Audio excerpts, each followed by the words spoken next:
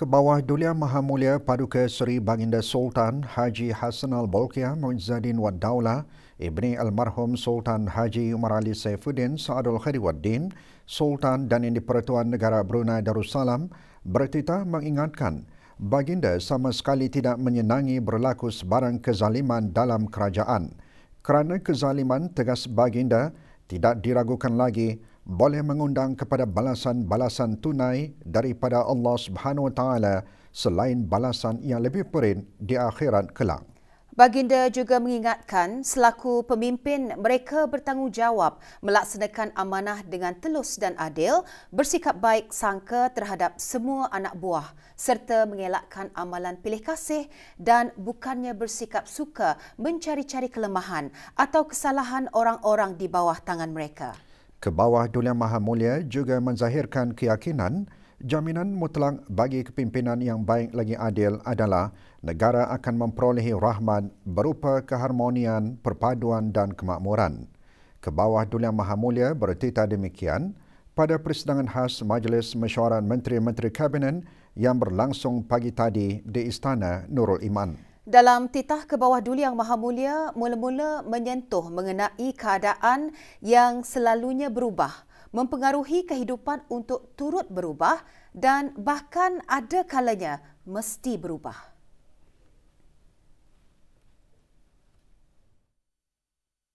Demikian itulah halnya dengan struktur organisasi pentadbiran. Adalah tidak statik, tetapi sentiasa terbuka kepada perubahan. Sementara perubahan itu pula dimaksudkan sebagai anjakan ke hadapan, bukan berundur ke belakang, dengan elemen-elemen keperluan menjadi punca. Maka dengan itu, rombakan pun berlaku sebagai memenuhi tuntutan untuk berubah. Apapun perubahan berlaku, maka sampailah masanya untuk mereka yang terlibat, sama ada yang dilantik semula ataupun yang baru dilantik, akan sama-sama berganding bahu, memainkan peranan masing-masing dalam membangunkan negara. Kebawah Duli Yang Maha Mulia seterusnya bertitah mengingatkan pemimpin perlu menunaikan amanah yang merupakan perjanjian suci dengan Allah.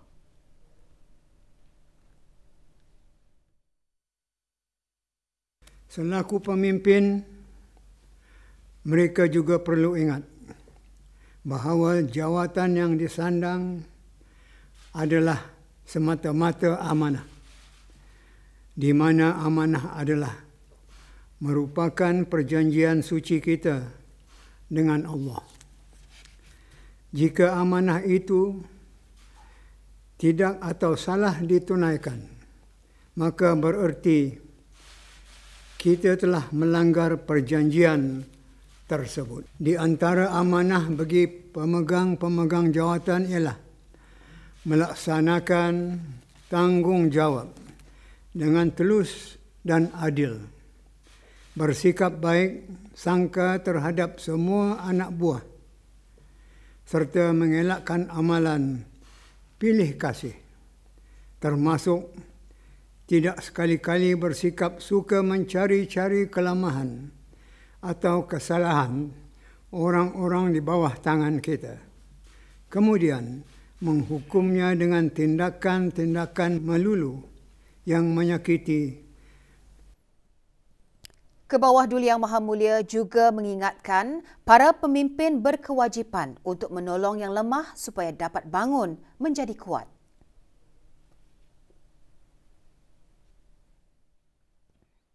Perlu diingat, undang-undang dan peraturan ada. No one above the law.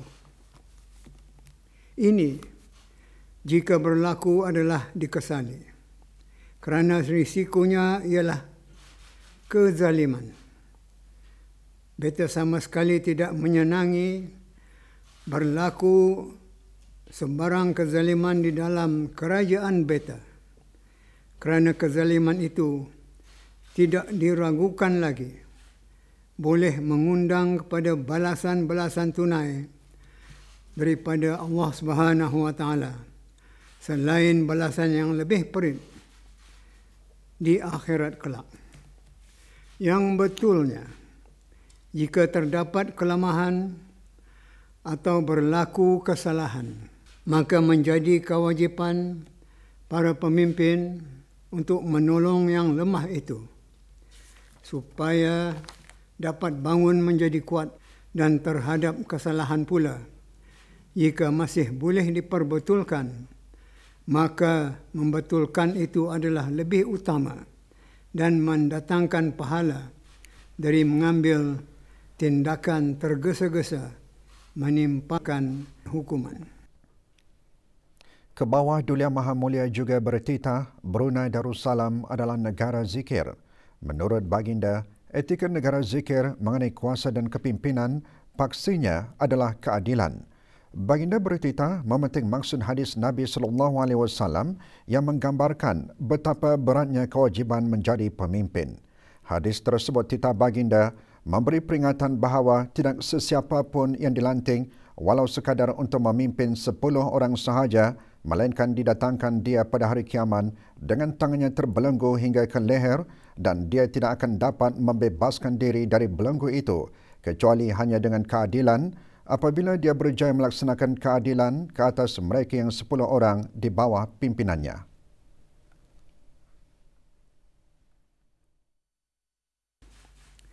Sekarang di Brunei Darussalam, kapasiti bagi tiap-tiap kementerian dan jabatan adalah melebihi dari jumlah 10 orang. Malah ada yang sampai mencecah 1,000 orang bagi sebuah kementerian sahaja, di mana semua jumlah yang ada itu perlu ditadbir dan dipimpin dengan telus dan adil. Jangan ada yang sampai terinyaya atau terzalimi. Jika berlaku kepimpinan yang baik lagi adil, beta yakin itulah jaminan mutlak bagi negara ini akan memperolehi rahmat berupa keharmonian, perpaduan dan kemakmuran. Titah baginda juga menyentuh tindak langkah melaksanakan keadilan, antaranya nasihat yang disembahkan kepada baginda harus dibutirkan dengan lengkap serta alasan yang kukuh dan munasabah.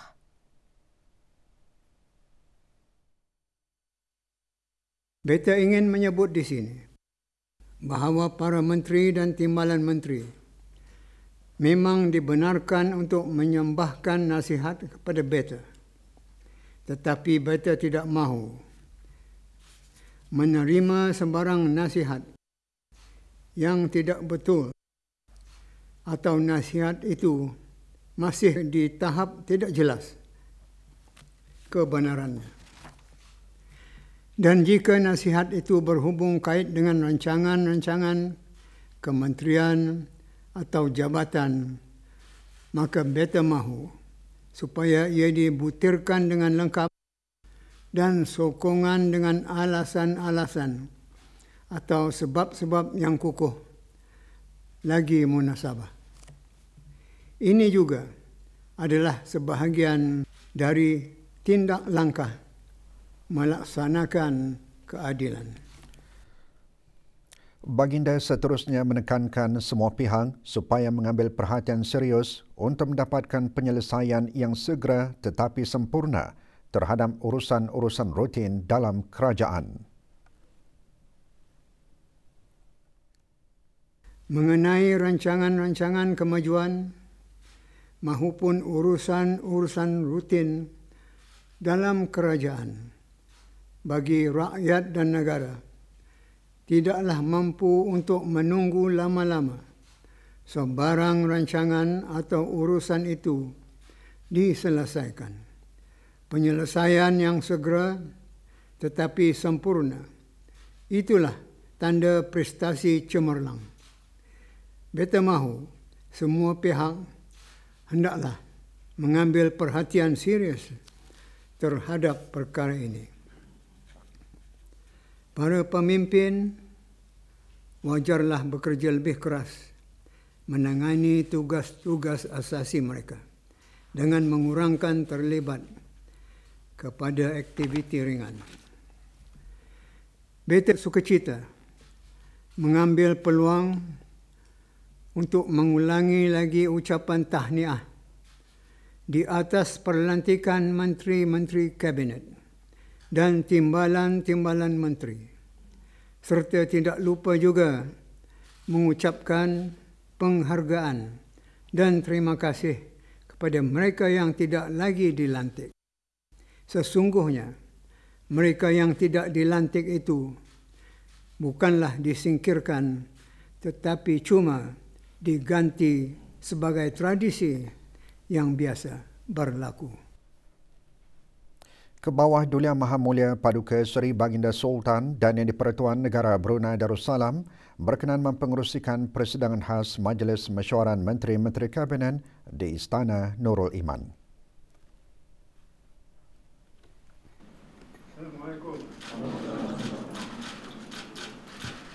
Berangkat sama Duli Teraman Mulia Paduka Seri Pengeran Muda Mahkota Pengeran Muda Haji Al-Muhtadi Bila, Menteri Kanan di Jabatan Perdana Menteri. Hadir bersama kemesyuaran khas tersebut, timbalan-timbalan menteri yang baru dilantik. Doa selamat dibacakan oleh Yang Berhormat Pihin Udana Khatim, Dato' Peruka Seri Setia Ustaz Haji Awang Badarudin bin Pengarah Dato' Peruka Haji Awang Osman, Menteri Hal Ehwal Agama.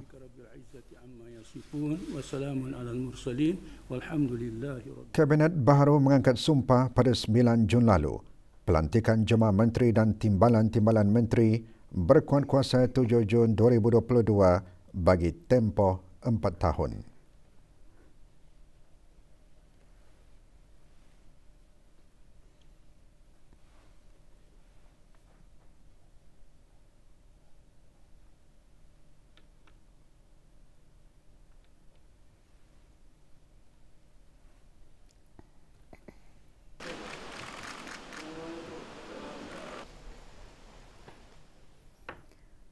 Tunaikan amanah dengan telus dan adil serta elak sebarang kezaliman.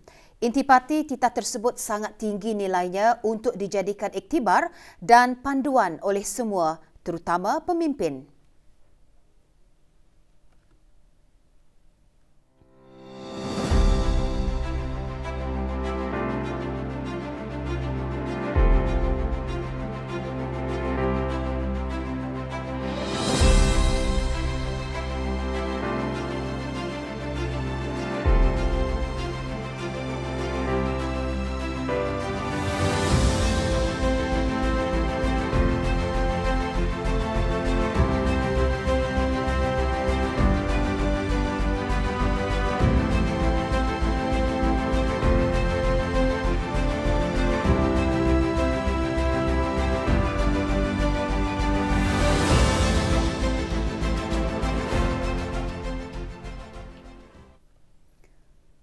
Ke bawah Duli Yang Maha Mulia Paduka Seri Baginda Sultan Haji Hassan Al-Bolkiah Mu'izzaddin Wad Daulah, Ibni Almarhum Sultan Haji Omar Ali Saifuddin Sa'adul Khairuddin, Sultan dan Yang di-Pertuan Negara Brunei Darussalam telah berkenan menghantar titah perutusan tahniah kepada Tuan Yang Terutama Joseph R. Biden Jr., Presiden Amerika Syarikat bersempena dengan Hari Kemerdekaan negara tersebut.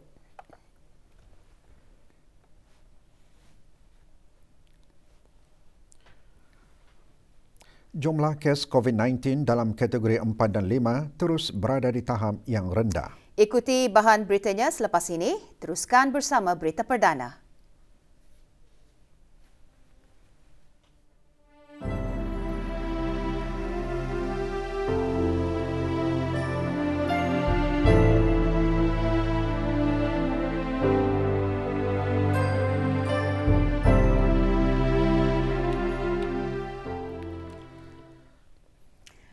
Dalam masa 1 minggu kebelakangan, jumlah kes COVID-19 yang dilaporkan di negara Brunei Darussalam adalah stabil pada kadar purata kira-kira 1,370 kes setiap hari.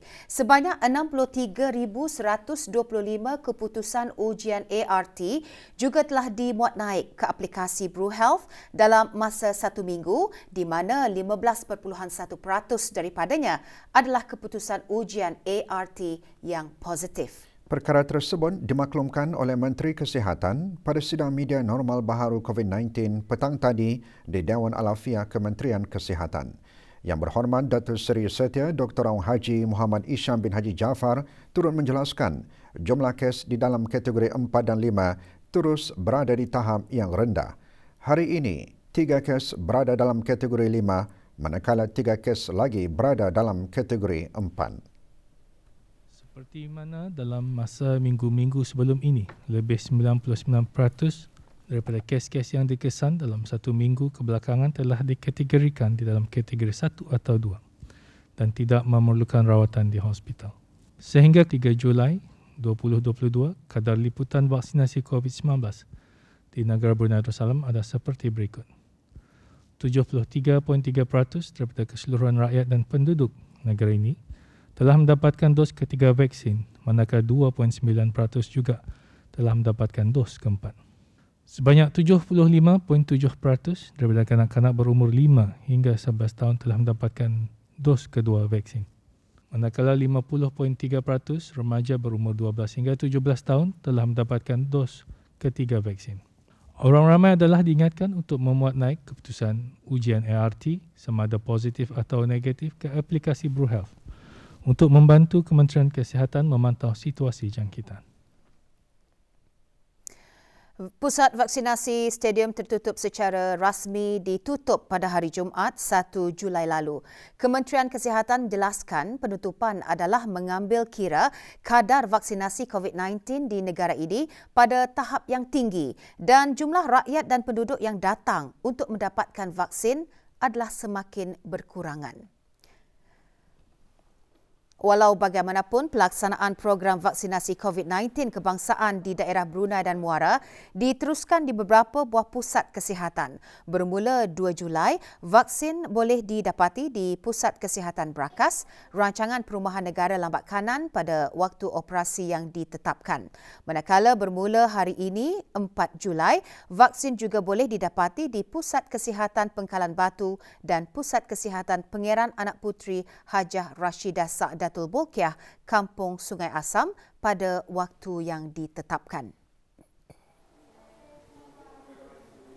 Booster ni for our own safety je lah. Kira untuk berjaga-jaga untuk COVID ni lah. I think the public should also take this opportunity to take the vaccine while it's still available. Sebaiknya kita ini mestilah untuk kesehatan kita sendiri, mestilah untuk penjagaan ini mesti kita buat untuk injek booster. 54 orang pegawai Angkatan Bersenjata Diraja Brunei ABDB dinaikkan pangkat pada Majlis Kenaikan Pangkat yang diadakan petang tadi di Mes Pegawai Brakas Garrison. Menyempurnakan Majlis Kenaikan Pangkat, Major Jeneral Datuk Seri Pahlawan Haji Muhammad Hazami bin Bul Hassan, pemerintah ABDB. Kenaikan pangkat ini adalah pada menjunjung titah perkenan ke bawah Duli Maha Mulia Paduka Seri Baginda Sultan dan Yang di-Pertuan Negara Brunei Darussalam. Juga hadir Brigadier Jeneral Bersara Datuk Seri Pahlawan Haji Abdul Razak bin Haji Abdul Kadir, Timbalan Menteri Pertahanan.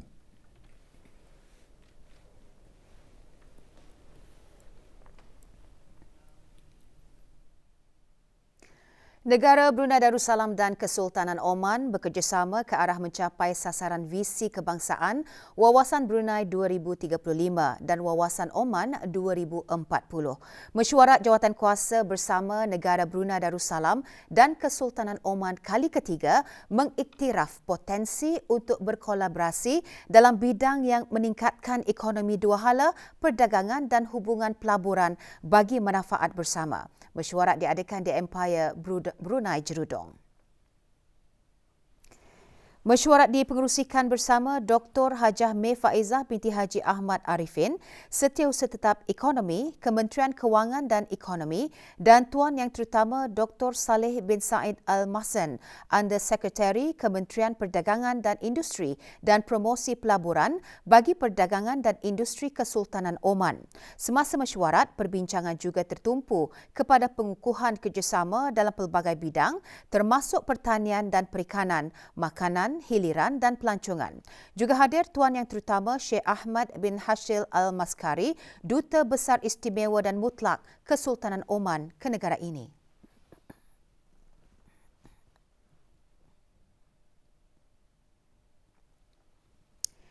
Jerayawara Anugerah Cipta Duli Pengiran Muda Mahkota 2023 diadakan bagi menarik perhatian dan menyuntik minat orang ramai untuk menyertai pertandingan Cipta 2023. Jerayawara Anjuran Universiti Teknologi Brunei UTB dengan kerjasama Brunei LNG itu diadakan pagi tadi di Pusat Tingkatan 6 Belait, Kuala Belait. Jerayawara dimulakan dengan taklimat mengenai kepentingan menyertai pertandingan tersebut yang disampaikan oleh Dr. Lim Pang Jen dan Dr. Nur Asiah binti Muhammad, Jawatan Kuasa Teknikal Cipta 2023. Lebih 30 orang penuntut dari sekolah kerajaan dan bukan kerajaan menghadiri Jerayawara ini.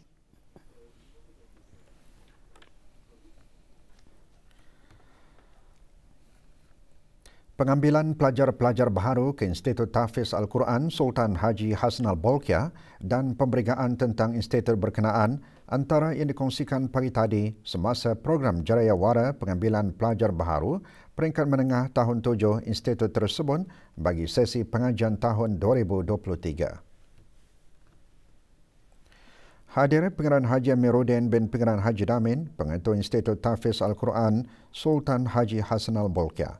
9 buah sekolah menghadiri Jerayawara ini dengan tawaran pengambilan pelajar baharu dibukakan mulai 13 Jun hingga 13 Ogos 2022. Borang tawaran boleh diperoleh di Pejabat Pentadbiran Institut Tahfiz Al-Quran Sultan Haji Hassanal Bolkiah atau melalui laman sesawang Kementerian Hal Ehwal Agama. Tarikh mengembalikan borang permohonan ialah pada 8 Ogos hingga 13 Ogos 2022.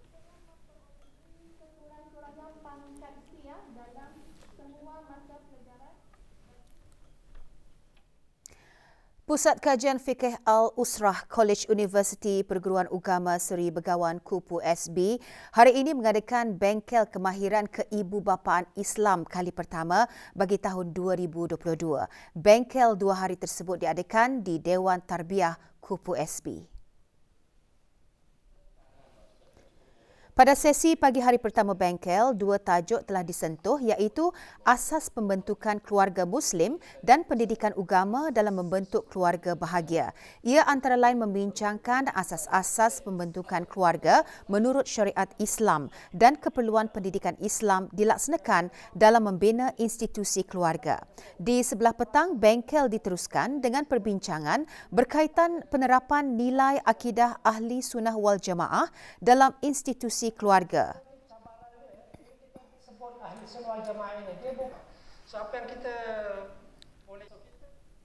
Perkembangan dari Tanah Suci. Pejabat Urusan Jemaah Haji Negara Brunei Darussalam Pentadbiran baru-baru ini mengadakan perjumpaan dengan Wehdah Al-Tafwish Li Munsa'an Al-Jamaran di Pejabat Wehdah Mekah Al-Mukarramah. Mengetuai rombongan Haji Muhammad Hisham bin Awang Haji Maidin, penolong Ketua Pejabat Urusan Haji Negara Brunei Darussalam di Makkah Al-Mukarramah. Wehdah Al-Tafwish Li Munsa'an Al-Jamaran merupakan syarikat mutawifi jemaah haji Asia Tenggara yang mengawal dan menyusun jadual melontar Jamrah Aqabah pada 10 Zulhijjah dan melontar 3 jamaran pada hari-hari tasyrik. Perjumpaan ini menjelaskan peraturan yang ditetapkan Kementerian Haji dan Umrah Arab Saudi mengenai jadual melontar, ibadah korban dan tawaf. Perjumpaan berakhir dengan penandatanganan dokumen persefahaman mengenai peraturan-peraturan yang ditetapkan.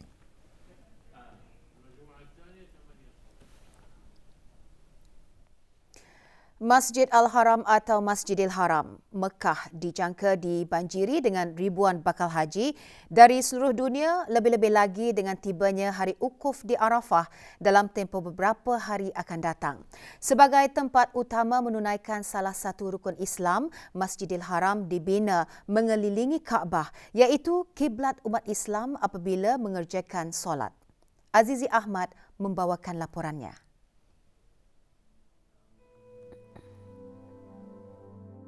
Melihat kepada projek perluasan Masjidil Haram sudah barang setentunya sedikit sebanyak memberi keselesaan ke semua jemaah yang melaksanakan ibadah. Masjid yang merupakan masjid terbesar di dunia ini semestinya mampu menampung lebih ramai jemaah. Perkarangan masjid ini juga diperelokkan. Masjidil Haram memiliki sistem pintu yang canggih, sistem pembesar suara yang berteknologi tinggi dengan 6 lantai peribadatan yang juga dilengkapi elevator, lift, tandas-tandas awam, tempat-tempat berwudu di samping penyediaan laluan untuk mereka yang berkelainan upaya dan 9 buah menara.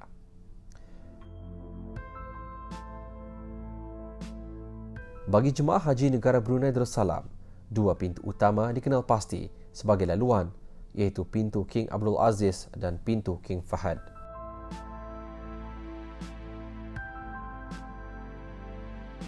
Masjidil Haram ini juga dilengkapi dengan sistem penghawa dingin yang amat berkualiti. Beberapa ibadah lainnya juga dapat dilaksanakan dengan sempurna lagi selesa seperti tawaf dan sa'i. Papan-papan tanda di mana zon ibadah bermula seperti tawaf dan sa'i terpampang. Sa'i antara Safa dan Marwah juga disediakan lorong ulang-aliknya. Tong air Zam-Zam disediakan di beberapa sudut Masjidil Haram ini sama ada berdekatan dengan ruang sembahyang atau laluan Safa dan Marwah. Air Zam-Zam diteguk membasah tekak, melepas dahaga sambil menghirup kemanfaatannya. Dengan beberapa kemudahan yang disediakan di masjid ini, tidak hairanlah ianya sentiasa dipenuhi jemaah. Selain sembahyang di masjid ini adalah lebih afdal daripada 100,000 solat di masjid-masjid yang lain.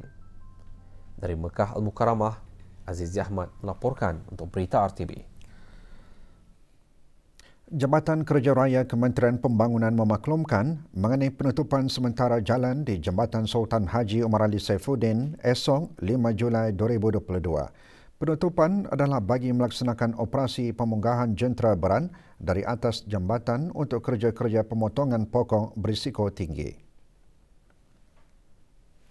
Jalan di kilometer 8.8 hingga kilometer 6.8 menghala daerah Temburong ditutup mulai pukul 5 pagi hingga 12 tengah hari.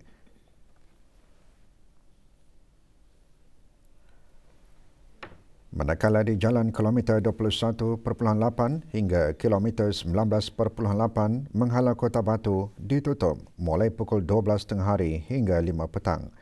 Orang ramai dinasihatkan untuk menggunakan jalan lencongan yang disediakan dan mematuhi papan-papan tanda lalu lintas ketika melintasi kawasan berkenaan.